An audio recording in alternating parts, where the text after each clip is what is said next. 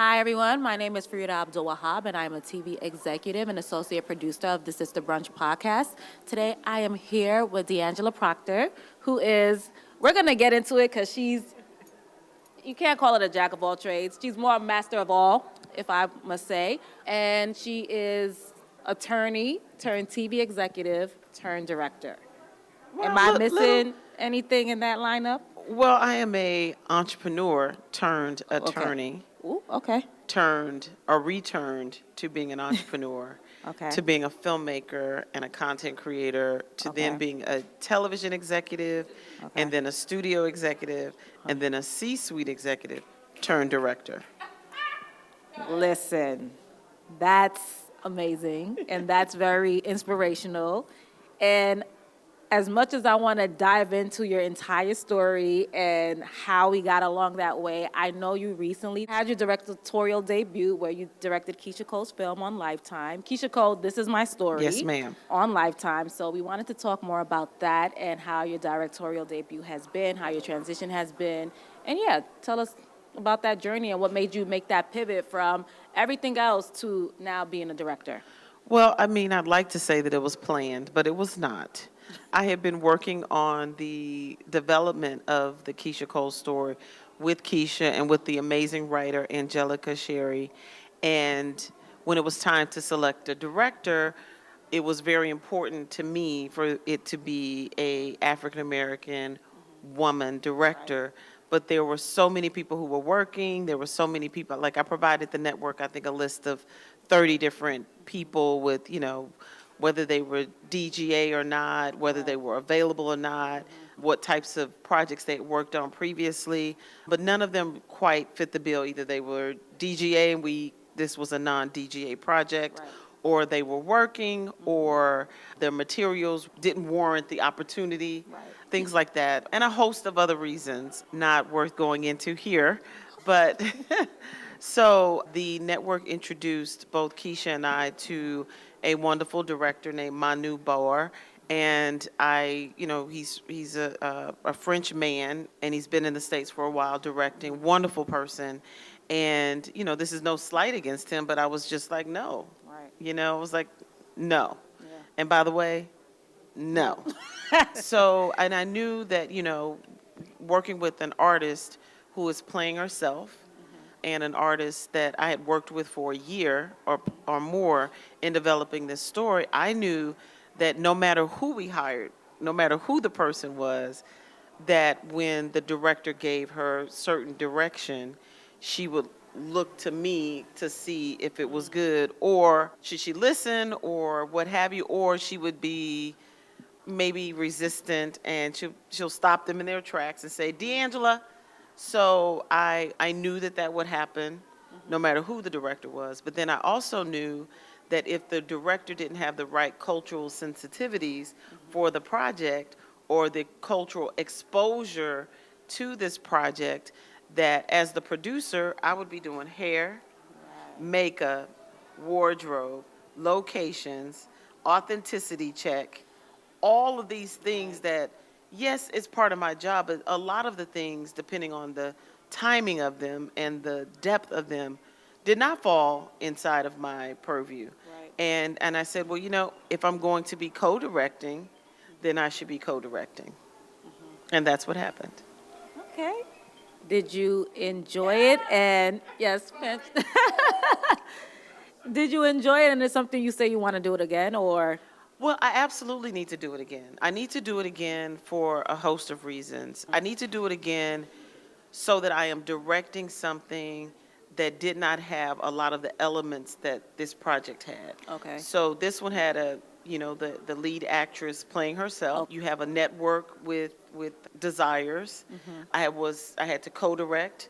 I had to work with not one but two production services companies on the Right. project. There were so many things that I would like to not have happen in a next iteration of me directing. Where you could just focus So- more on solely directing. Solely directing and controlling what the narrative is, right? Okay, Controlling gotcha. truly controlling what the story is, truly being the vision of the story from top to bottom. I was Right. that to some degree with Keyshia, certainly, but I need something that I can just kind of sink my teeth into. I don't want any questions about who did what. I don't need Right. any questions about, well, who inspired that or who made that decision. All of them are mine. Right. Okay. That sounds good. In spirit of this weekend, we would like to ask you, as we honor and celebrate so many of our Black icons this weekend, we are reminded of the importance of legacy and the people we come from.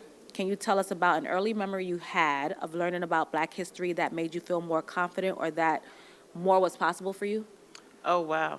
I went to Spelman College, so That says it all. so it's kind of like in and of itself, that experience, being exposed to Spelman and my classmates and my professors. And Dr. Janetta Cole was the president at the time. We started at the same time. That's why we call her sister president. Our class calls her sister president. But, at Spelman, you are required to attend chapel. I don't know if a lot of people know that, but you have to go to chapel. And, I didn't at know that. chapel, there are all these amazing speakers. So I was exposed to people like Marian Wright Edelman and exposed to lawyers and doctors and politicians and public servants, where you are taught that your existence on this planet needs to be paid for in your service. Okay. To bring it back to your directorial debut, can you please share with us what was one of your most challenging moments on directing your feature, and also what was one of your most joyful, greater moments?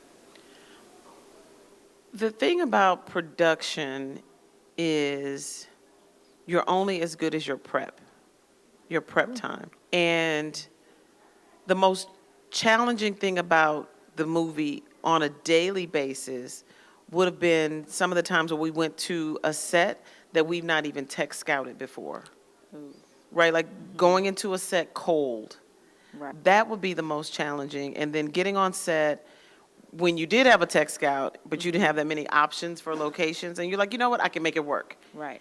You think that in your head, and then you get there, and there's something about when those cameras start coming up, when they start like laying the Right. cables. Yeah. When they start laying the cables, it's like, oh, this is about to be a hot set. It's a real location now. And it is honestly and truly, you have this, it's like a dread. It's like a knowing where you're like, you know what? This is not the right place. Give me 5 minutes and let me figure it out. Then you go into the corner, and for me, my practice is prayer. And it's like, okay, give me something. Right. Right? Like I'm looking around. What's the perfect place? What's the, where should we calibrate? What should we do to make this work? And so those would be the most challenging parts, when you're literally in a place where the words are on the paper, you have the talent there, but the environment isn't right.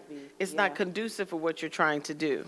So, And it's just like this beautiful yellow wall here. yeah. This podcast would not look great if we were on that brick, gray, ugly wall Right. over there. It just Right. wouldn't look right. It's part of the canvas. Right. And so I would say that those were the most challenging moments, which, by the way, if you're not prepared, makes your day longer. Right. Right. So the most challenging day would have been our last shoot night, where we were literally on set for 22 hours.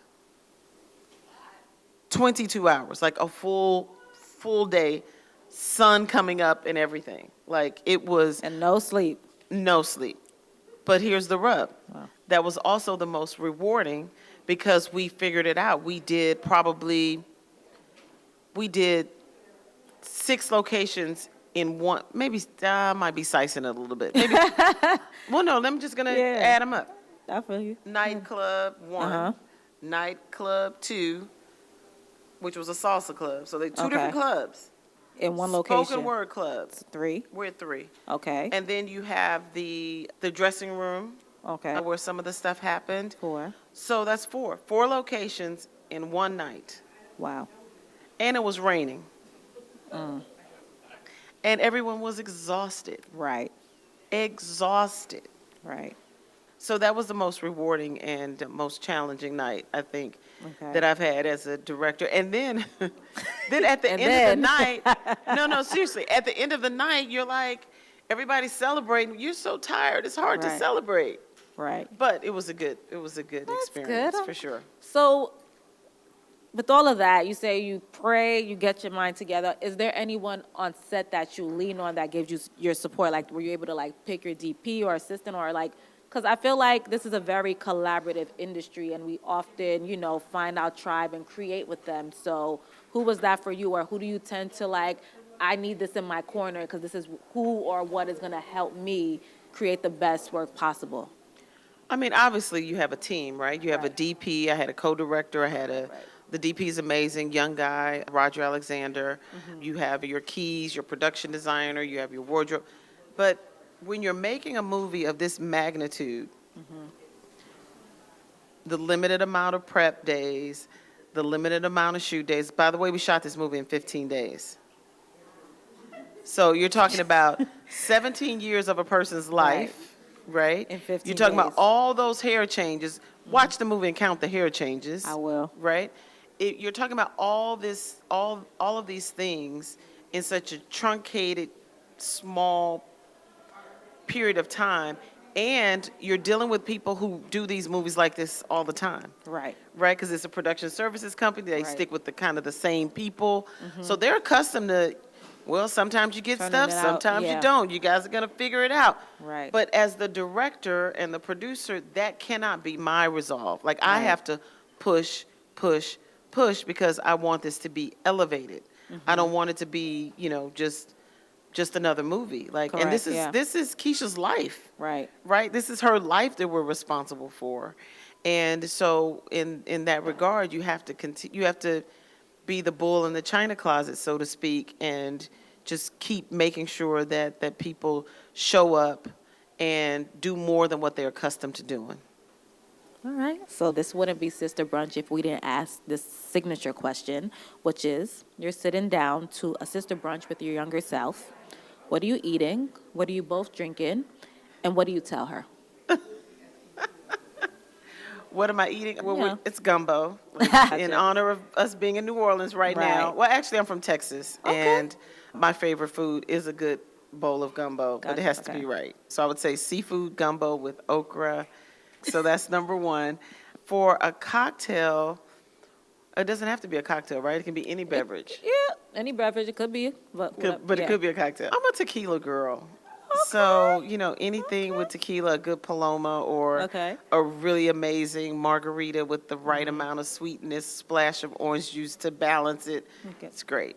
Gotcha. Okay. And what would I talk to her about? Or What what would you I tell share her? with Like her? a piece of advice you would share with her, like something you know now that you didn't know then that you want to share with her. Well, I would share with her some things that I have to tell myself every day, today What's that? even. And, oh goodness, it's that I am enough and that I deserve all the good things. Right.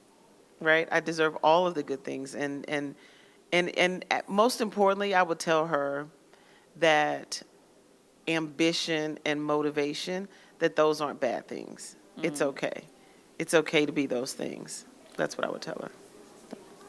I have a follow-up. Did someone Okay. maybe put it in your head growing up that ambition is bad? Or Well, I'm a good Christian girl and was Okay. born and raised in the church, in the Baptist church in the South, more specifically. And my grandfather was the pastor of our church. And I would say that there's a dogma around success that, I think in the past, I would say 15 years or so, there's been these prosperity ministries that have popped up. But when I was growing up, prosperity ministries were not welcomed. Okay. And so I've always been taught if you do the work, put your head down, someone will see it, good things will happen, God will bless you, and things like that. But in this day and age, if you're doing it and you're not talking about it and Then you're you're not not controlling doing your it. narrative, are you really doing it? Right. And so prosperity ministry, can you just, for people who are Right. not familiar, what is that? So the prosperity ministry can be that if you tithe and if you praise God and okay. if you if you are a good Christian, that God will provide, right? And that you can have, like, his riches are bountiful. So Abundant, yeah. and they're there and they're available for you, right? When I was coming up, it was about humility. And so there can be a disconnect between being humble and being confident. Thank you so much for joining us. You're Ladies and welcome. gentlemen, this is D'Angela Proctor. Please go and watch Keyshia Cole. This is My Life on Lifetime or Hulu if you have it. And I am Farida Abdul-Wahab. Follow Sista Brunch, Sista Brunch Podcast on Instagram. And you can find us also at sistabrunch.com. So thank you all.